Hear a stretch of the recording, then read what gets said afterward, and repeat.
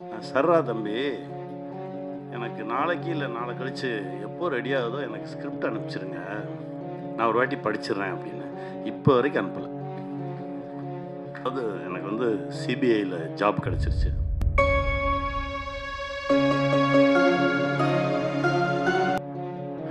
எப்போவுமே சேனலில் இருக்கிறவங்க சொல்லவே மாட்டாங்க வெற்றியை.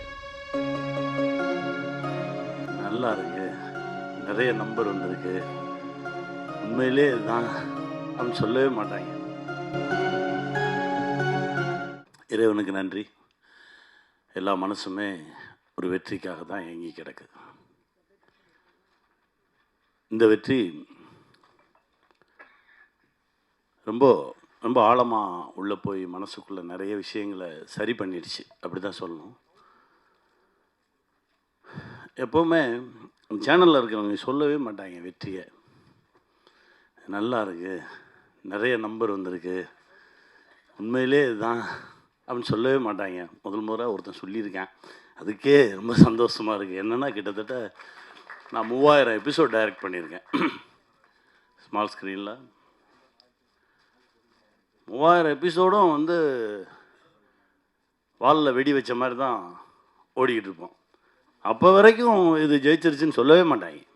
இல்லை இன்னும் கொஞ்சம் இருந்திருக்கலாம், இன்னும் கொஞ்சம் மேலே போயிருக்கலாம், இப்படியே தான் பேசிக்கிட்டு இருப்பாங்க. ஒரே ஒருத்தன் மனசார இன்றைக்கி சொல்லியிருக்கேன், ரொம்ப சந்தோஷமாக இருக்குது.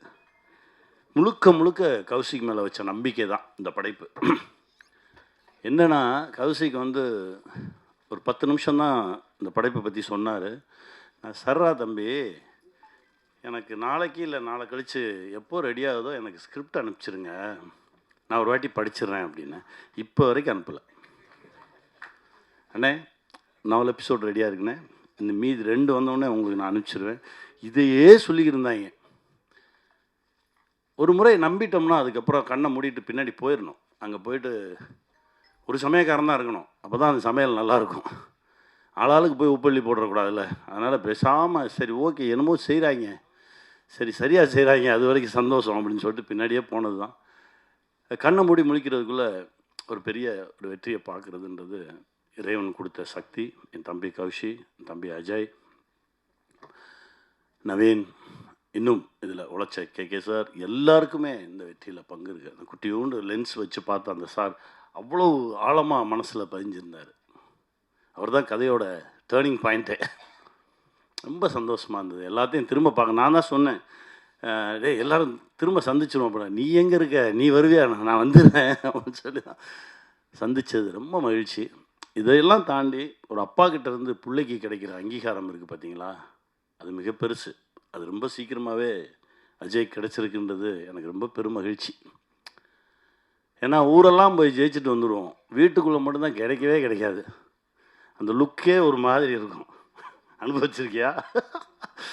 எனக்கு எப்படி தெரியும் இதை பற்றினா, நம்ம அப்பான்னு ஒரு படம் பண்ணும்போது பெரிய பெரிய ஆளுமைகளை அவங்க அப்பாவை பற்றி பேச சொல்லி கேட்டேன், நீங்கள் பேசுங்க. அப்போது பிரியதர்ஷன் சார் சொன்னார், அதாவது எனக்கு வந்து சிபிஐயில் ஜாப் கிடச்சிருச்சு, அதுக்கு இன்டர்வியூ கூப்பிட்ருந்தாங்க.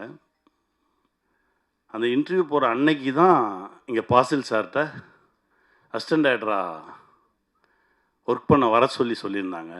ஸோ அந்த இன்டர்வியூக்கு போகிற பேப்பர் எடுத்து தலையணை கவருக்குள்ளே வச்சுட்டு நான் இங்கே போயிட்டேன். ஒரு வாரம் நான் ஒர்க் பண்ணிக்கிட்டு இருக்கேன். திடீர்னு ஒரு நாள் எங்கள் அப்பா வந்து வெளியில் உட்காந்துருந்தார். அந்த இன்டர்வியூ போனியா அப்படின்னு கேட்டார். இல்லை அது போனேன் வந்தேன் அப்படின்னு ஏதோ ஒன்று சொன்னேன், ஒன்றுமே பேசலை. அப்படியே நான் முறைச்சி பார்த்தாரு. இனிமேல் என் கூட பேசாத அப்படின்னு சொல்லிட்டு போயிட்டார். இதற்கு பிறகு கிட்டத்தட்ட 70 படம் டைரக்ட் பண்ணியாச்சு, ஊரே கொண்டாடுது. ஆனால் அப்பா மட்டும் பேச மாட்டேன்றார். ஸ்டேட் அவார்ட்ஸ் வருது, பேசலை. தேசிய விருதுகள் வருது, பேசலை. கடைசி பத்மஸ்ரீ விருது வாங்குறாரு. வாங்கிட்டு வீட்டுக்கு போகும்போது அதே அப்பா, சாரிடா நீ சரியான வழியை தான் தேர்ந்தெடுத்திருக்க அப்படின்னு சொல்லி தோளில் தட்டி கொடுத்தாராம்.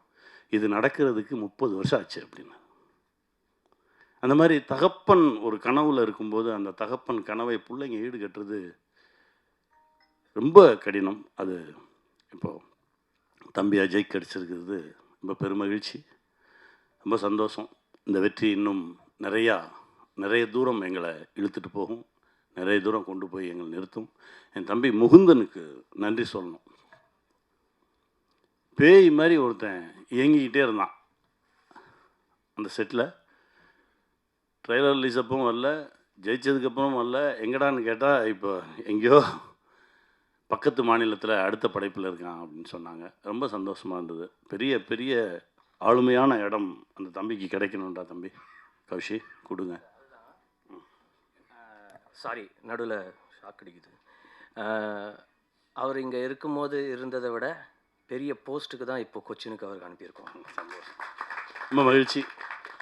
இந்த வெற்றி இன்னும் நிறைய உரமாக இருக்குது. இன்னும் பல வெற்றிகளை கொடுக்கறதுக்கான ஓட்டத்தை தெம்பையும் கொடுத்துருக்கு. ஜெயிப்போம், திரும்ப திரும்ப சந்திப்போம், மகிழ்ச்சியை பகிர்ந்துக்குவோம், வெல்வோம்.